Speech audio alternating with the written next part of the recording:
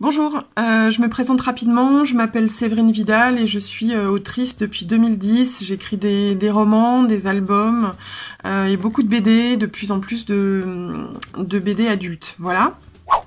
Bonjour à toutes et à tous, je suis Pierre Jadowski, compositeur, et je représente ici le SMC, Syndicat des compositrices et compositeurs de musique contemporaine. Bonjour, je suis Charlotte Roderer, je suis autrice-illustratrice depuis 1993, date à laquelle j'ai été affiliée à l'AGESA. Alors pour évoquer les OGC, on peut dire que dans la discipline de la musique contemporaine, on est assez tôt informé notamment du rôle de la SACEM et de la SACD dans le cadre de nos études, et en général, dès que nous rentrons dans la vie active de compositeurs, compositrices, on souscrit à ces organismes. Donc on peut faire un distinguo entre la SACEM qui s'occupe des musiques dites de concert et la SACD qui s'occupe des musiques de scène. J'ai fait les arts décoratifs à Strasbourg, dans l'atelier de Claude Lapointe, qui avait la particularité d'être très attentif à ce qu'on soit informé du statut autour du métier d'auteur et d'illustrateur, le statut fiscal, social, même un peu de comptabilité. J'ai pas souvenir avoir entendu parler de gestion de droits collectifs, d'organismes de gestion. Voilà. Et donc quand j'ai démarré ma carrière, j'avais absolument pas connaissance de tout ça. Alors la Sophia, moi j'ai découvert la Sophia quand j'étais au CA de la Charte il y a quelques années. Par la suite, j'ai vu apparaître sur des relevés de comptes d'éditeurs, j'ai vu apparaître des droits Sophia sur mes relevés de comptes. Je crois entre autres pour le droit de prêt en bibliothèque. J'ai adhéré à titre individuel à la Sophia en 2010, donc c'est relativement récent. J'ai adhéré sur le conseil d'amis de la profession, bien sûr, j'ai adhéré à l'ADAGP. Pour évoquer des problèmes, je dirais plutôt des spécificités liées à notre milieu, ce qu'on peut évidemment constater, c'est que les musiques dites contemporaines sont assez peu génératrices de droits importants. Donc c'est un petit peu à nous, finalement, auteurs, de nous occuper, de faire un suivi et de faire remonter les informations auprès des organismes de collecte. Les difficultés que je rencontre par rapport à la Sophia, elles sont de deux ordres. D'abord le fait que pour que nous touchions la somme du droit de prêt, directement sans que l'argent transite par les éditeurs, il faut que tous les auteurs et les autrices du livre soient adhérents à la Sophia. Si bien que moi, en fait, chaque année, je vérifie que tout le monde est bien inscrit à la Sophia. Si c'est pas le cas, j'explique, j'essaye de convaincre, j'envoie le lien pour montrer que c'est pas très compliqué. Voilà, parce que certains tout simplement sont pas du tout au courant de ce système-là. Il faut payer un droit d'entrée, ensuite annuellement il faut renseigner nos publications de l'année. Et ISBN, c'est un peu fastidieux.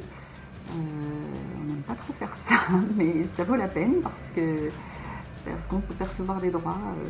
La DAGP bosse bien. Les éditeurs aiment un peu moins parce que si eux se chargent de faire ça, ils ne reversent que 50%, alors que la DAGP, c'est un peu plus généreux avec la DAGP. Donc voilà, c'est...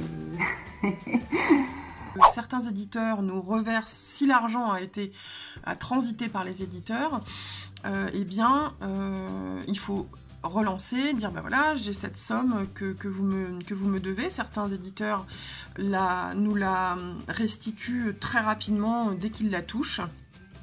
Et certains, heureusement pas beaucoup, mais quand même, en fait, nous la restituent au titre des droits d'auteur de l'année en cours, au moment où ils l'ont touchée, et donc nous la reversent un an après. Si bien qu'il y a déjà ce décalage de 3 ans de la Sophia, donc, qui fait qu'en 2021, là, on a touché le droit de prêt de 2018, et bien avec quelques éditeurs qui qui s'engouffre dans cette brèche, eh bien, je toucherai cette somme-là dans 1 an. Donc 4 ans après, ce qui est quand même un petit peu raide, puisque c'est mon argent, en fait. Voilà. Après, on peut tout de même signaler de nombreux dispositifs de soutien aux musiques de création qui sont initiés par ces structures, la SACEM et la SACD, un certain nombre de programmes qui sont pour certains d'entre eux en train d'évoluer, en train de changer, mais qui soutiennent d'une certaine manière et au travers, je dirais, des différents calendriers, l'activité des compositrices et compositeurs dans le domaine de la musique contemporaine. Ce que j'aime bien, c'est avec la DGP est assez actif en faveur des auteurs. Ils se préoccupent de nos droits aussi individuels. Ils soutiennent la charte, ils soutiennent la Ligue des auteurs pro, ils soutiennent certains salons en leur demandant d'avoir des bonnes pratiques. Voilà. Donc ils ont pas mal d'actions en direction des auteurs. Petite question subsidiaire donc, qui m'était posée, la différence entre une organisation professionnelle et une OGC, c'est évidemment une différence majeure. Ce ne sont pas du tout le même type de structure.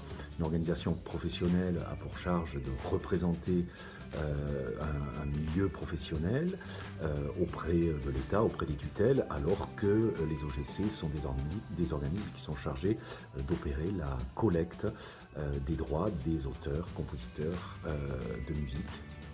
Voilà. Je fais bien la différence entre le travail de la SOFIA d'un côté et le travail de la Ligue et de la charte de l'autre.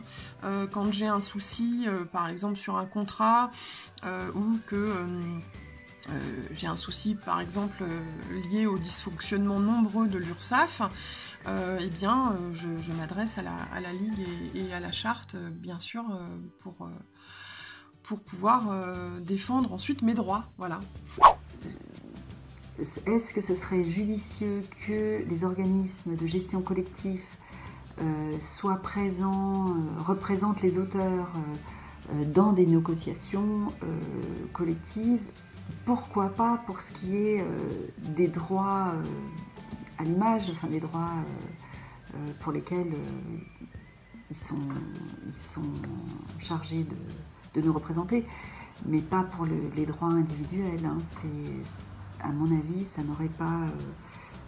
n'est pas leur sphère d'activité, c'est bien plus celle de la charte ou de la Ligue des auteurs pro. Voilà.